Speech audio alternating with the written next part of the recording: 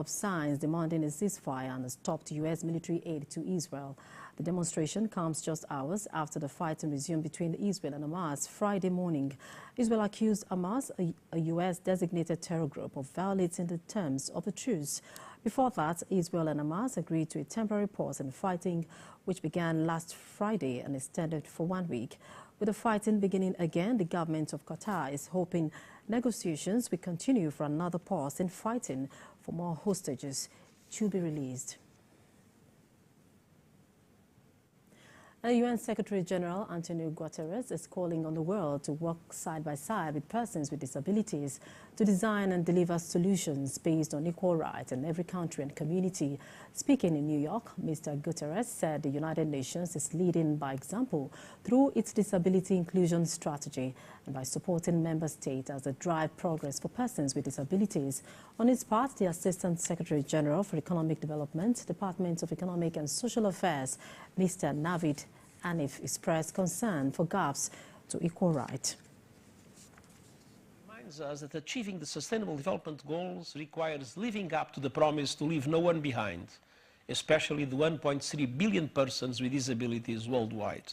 The United Nations is leading by example through our disability inclusion strategy and by supporting member states as they drive progress for and with persons with disabilities. On this important day, I call on the world to work side by side with persons with disabilities to design and deliver solutions based on equal rights in every country and community. Inequalities affecting persons with disabilities manifest directly or indirectly in economic, social, political, and other aspects of life.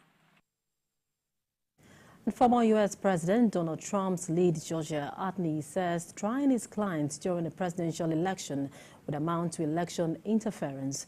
In the historic case of the state of Georgia versus John Trump, Steve Sadow also argued before Fulton County Superior Court Judge Scott Caffey that the U.S. Constitution's right to free speech under the First Amendment protects Trump from Fulton County District Attorney's Fannie Willis' indictment.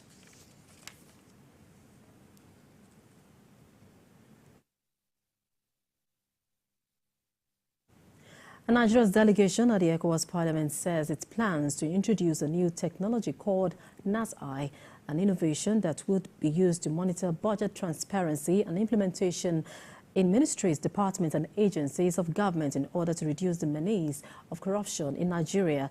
This was contained in Nigeria's report presented on the floor of ECOWAS Parliament at the beginning of the session, a report of member countries. Moyo Thomas has more in this report. Corruption is like a deep sore that has affected economic and infrastructural development in Nigeria. Nigeria's National Assembly says it is now working on a technology that could help follow monies released to ministries, departments and agencies to ensure they are used for the right purpose.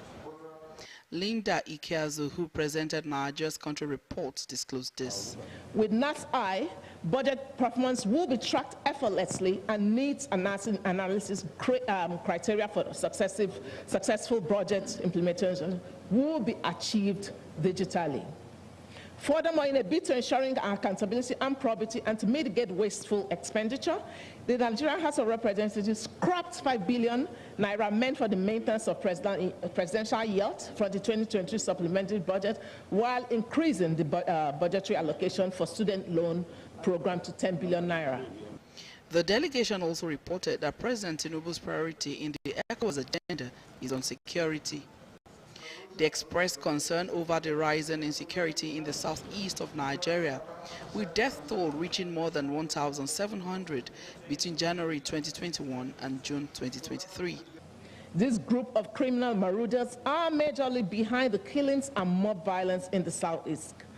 Unmasking their true identity, whether state or not state-sponsored, is important to addressing the lingering insecurity in the region. It is our hope that with the emergence of a new administration at the federal and state levels, there will be prospects for resolving the crisis through strategic dialogue. On economic development, the report forecast a slow GDP for 2024 at 2.6% due to high inflation and increasing population.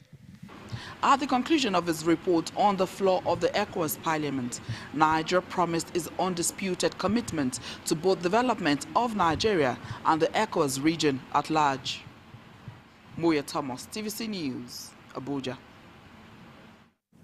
And that's it on TVC News at this hour. Thanks for watching.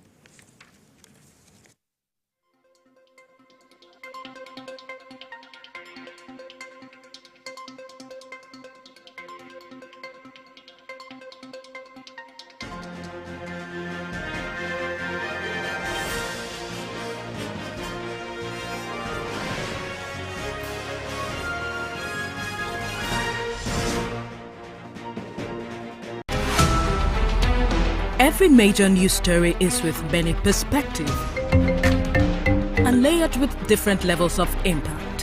Hello. What time did this happen? We will be right there.